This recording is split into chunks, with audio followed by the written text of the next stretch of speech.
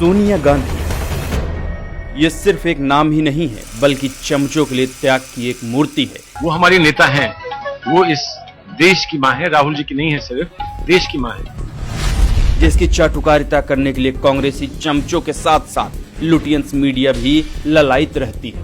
इन दिनों सोनिया गांधी खूब चर्चा में है।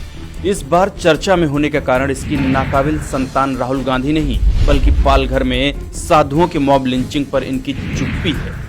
आतंकियों के मरने पर आंसू बहाने वाली सोनिया की इस हादसे पर चुप्पी को लेकर जब एक पत्रकार अर्नब गोस्वामी ने सवाल किया तो सोनिया गांधी बौखला उठी।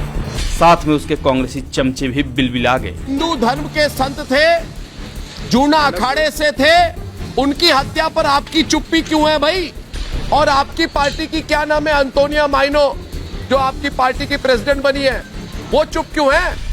अर्नब पर कई राज्यों में मामले दर्ज करवाकर दबाव बनाया गया। अब सवाल ये उठता है कि एक पत्रकार के सवालों को बंद कराने के लिए आखिर कांग्रेस पार्टी इस हद तक क्यों जा रही है? इस सवाल के जवाब के लिए आइए आपको थोड़ा फ्लैशबैक में ले चलते हैं। देश में 2004 से लेकर 2014 तक कांग्रेस के नेतृत्व में यूपीए की सरकार रही। पूरी दुनिया जानती है कि उस समय पीएम कौन थे और पीएम को 10 जनपद से चला कौन रहा था। जो लुटियंस मीडिया आज मोदी सरकार में पत्रकारिता खतरे में है का नारा बुलंद करने में लगी रहती है, वो यूपीए सरकार के 10 साल के कार्यकाल में देश में हुए कॉमनवेल्थ घोटाला, 2G घोटाला, कोयला घोटाला जैसे घोटालों को छिपाने के एजेंडे पर काम कर रही थी। रवीश कुमार, बरखा दत्त, विनोद दुआ, राघव बहल, सागरिका घोष, राजदीप सरदेसाई, शेखर गुप्ता, ये तथाकथित बुद्धिजीवी पत्रकार सोनिया गांधी के महिमा मंडन में कोई कसर नहीं छोड़ रहे थे। 10 साल की सरकार में जैसे जैसे सोनिया गांधी मजबूत होती गई, वैसे वैसे लुटियंस मीडिया भी उनका गुलाम बनता रहा। जब देश में एक के बाद एक घोटाले हो रहे थे, निर्भया कांड जैसी बर्बरता हो रही थी, देश पर 26/11 जैसा आतंकी हमला हुआ,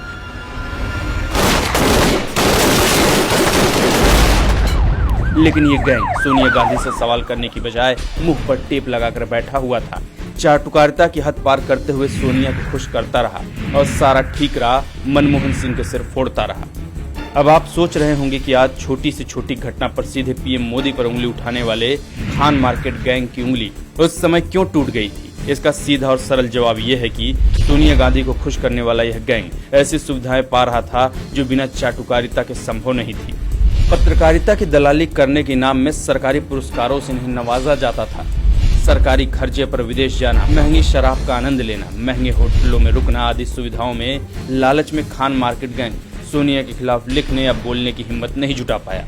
अब वर्षों तक ऐसी चाटुकारिता मिलने के बाद सोनिया मैडम को कभी जवाब देने की आदत तो थी नहीं, इसलिए पत्रकार अर्नब गोस्वामी के सवाल इन्हें इतने चुभ गए और उनके चमचों में पत्रकार अर्नब पर मामले दर्ज करवाने की होड़ लग गई। लेकिन मजाल हो जो खुद को सर्वश्रेष्ठ समझने वाली चमचों की मां ने अपना मुंह खुला हो।